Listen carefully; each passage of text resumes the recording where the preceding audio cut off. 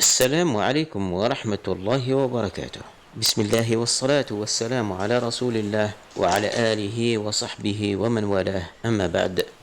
من الأحلام التي قد يراها أحدكم وتصيبه بالذعر والتخوف هي رؤية ذبح الولد في المنام. هذه الأحلام حقا مفزعة، خاصة إن رأى صاحب الرؤيا أنه يذبح ابنه المفضل لديه. سوف نتطرق إلى هذا الموضوع ونفصل هذا الرمز، فابقوا معنا. متابعين الكرام، إن أعجبكم ما نقدمه نرجو منكم الإعجاب بالفيديو والاشتراك في القناة وتفعيل زر الجرس ليأتيكم كل جديد ننشره بحول الله تعالى.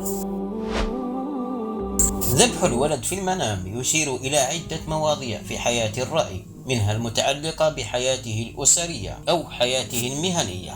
فذبح الولد في المنام ليس كما يتوقعه الكثير، فتفسيره جيد، ولهذا أبشر كل من يرى مثل هذه الأحلام ببشارة خير. قبل أن أخوض في شرح معنى هذا الرمز، أروي لكم حادثة وقعت لسيدنا إبراهيم عليه السلام، حيث أنه رأى في منامه أنه يذبح ابنه إسماعيل عليه السلام. ورؤيا الأنبياء حق، وكان من نبي الله إبراهيم عليه السلام أن ينقاد إلى أمر ربه وهم بذبح ابنه، لكن الله عز وجل فداه بكبش، وجعل هذا اليوم عيدا يحتفل به المسلمون إلى يومنا هذا.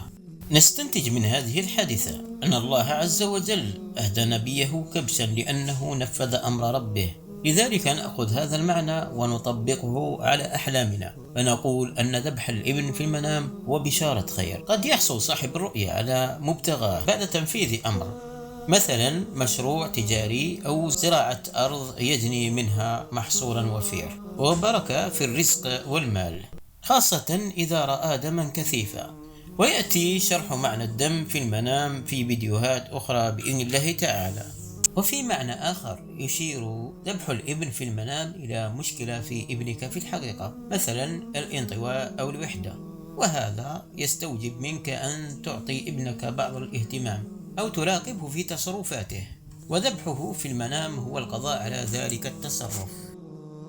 نأتي إلى ذبح الولد المجهول في المنام، وهذا يشير إلى إنفاق مال لأغراض مهمة، مثلا للأعزب تجهيز لزواج أو لبناء بيت أو لمشروع آخر. والدماء الكثيفة كما أشرنا آنفا هي مال وفير ينفقه صاحب الرؤيا للقضاء على مرحلة، مثلا حياة العزوبية إلى الارتباط، أو من البطالة للعمل، أو من الإقامة للسفر، وهكذا يتم استعمال هذا المعنى حسب مجريات الرؤيا وأحداثها. الكلام يطول في هذا الرمز ويحتاج إلى العديد من الفيديوهات للشرح، لذلك سوف أخصص عدة حلقات لهذا الموضوع.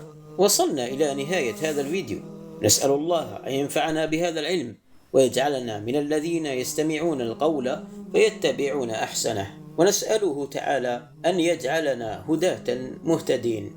دمتم بخير، والسلام عليكم ورحمة الله وبركاته.